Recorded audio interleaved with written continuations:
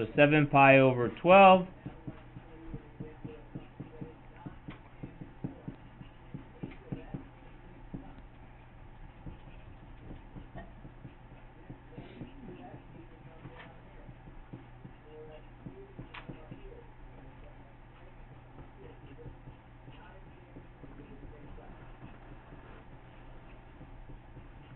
And here you go. Look up when you're ready. These are the solutions in the other zone. These are the solutions in the other zone. Questions?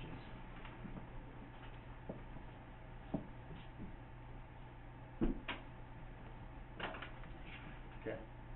Let's do one more. Let me get started on 16. I'll finish it with a video later today. But let's get started on it. We can make a lot of progress.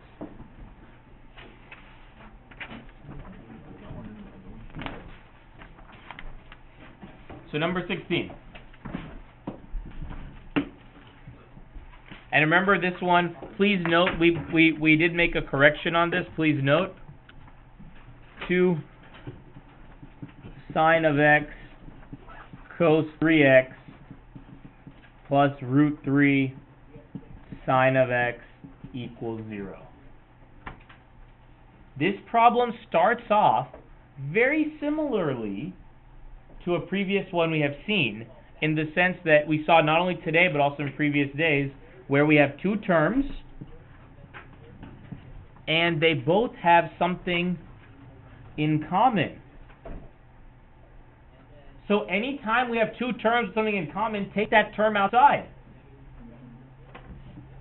So we'll write this. Again, the math word for this is factoring. If you want to think about it as looking for what's common, that's fine too. Math word is factoring, but whatever you want to call it, it's fine. So we get this. And now, and literally, this is the common thing. Almost every single problem requires you to then do this. The math term is setting each factor equal to 0. What I like to call it is splitting. Math term, setting each factor, these are called factors, or each term, if you want, equal to 0. So sine of x equals 0.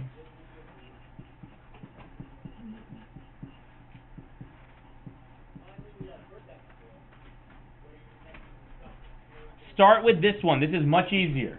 It's a single x. It's already isolated. Start with this. Take care of the sine of x equals 0 first.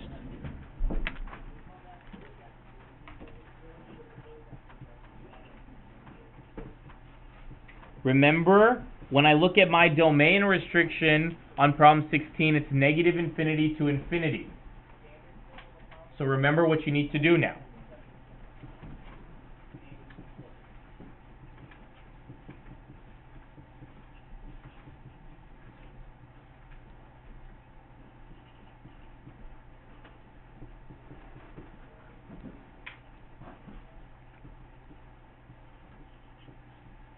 Here we have it. So before I go to the other piece, I want to see if this piece has any questions. Those of you who are good, begin isolating the 3x.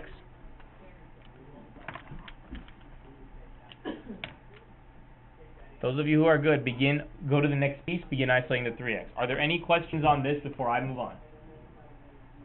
Okay, I'm moving on to the other piece. Other piece is 2 cos 3x plus root 3 equals 0. And again, always isolate the variable. I'm doing it up here. If you need to look up, feel free to. But try to isolate as much as you can on your own.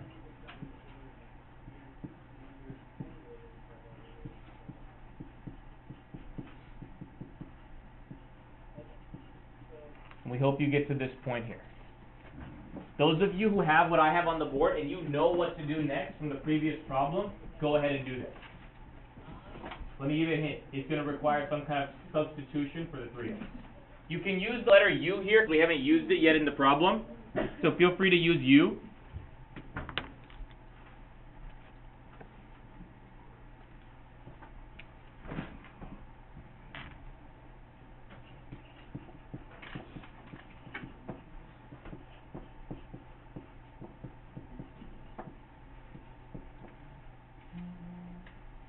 And now, just solve this for you.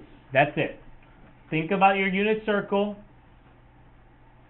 Think about your unit circle. And where is this true?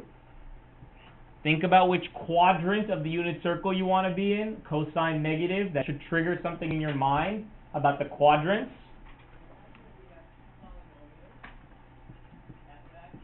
And that triggering plus your knowledge of the unit circle should get you to here. Those of you who know what to do next, remember, get rid of the U's. Please go for it. Don't wait for me. Those of you who know what to do next, please go right ahead. Don't wait for me. Are there questions on this?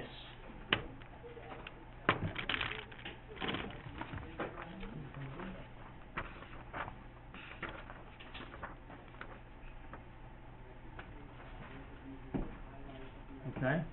So now with this, I'm going to go to the next page here. We have this.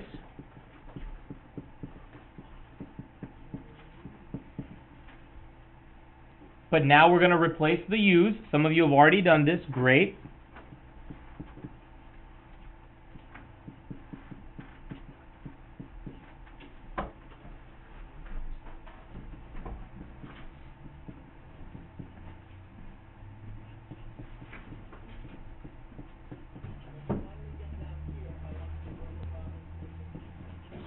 So here we are. Questions on this much. The hope is you get this for X. Those of you who are good, let's draw the zones.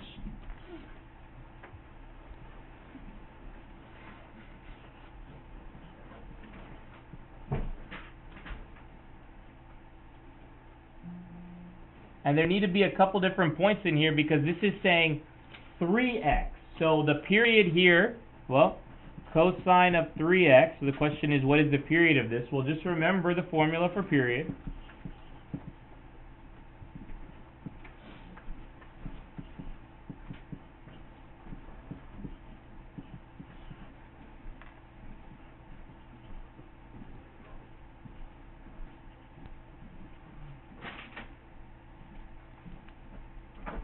So how did I get these? I just added the period. 0 plus 2 pi over 3 is 2 pi over 3. 2 pi over 3 plus 2 pi over 3, 4 pi over 3. 4 pi over 3 plus 2 pi over 3, 6 pi over 3, also known as 2 pi. We found the answers on this zone. We need to find the other two zones. How do we find the answers on the other two zones? Add 2 pi over 3, Mariah. Right, okay, yes. So I'll get to the infinity part in a second. But let's get all the answers from 0 to 2 pi, then we'll get to the infinity part. You're absolutely right. So add 2 pi over 3 to these answers. And do that not just once, but twice.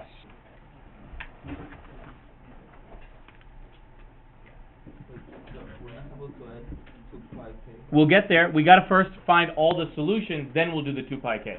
We got to find all the solutions from 0 to 2 pi, then we'll start adding. Also, you always have to find even if it's going to infinity?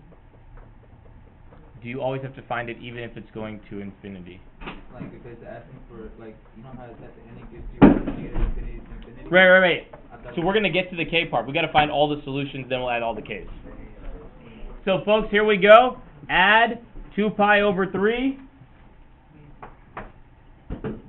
Get the common denominator. You guys know the drill.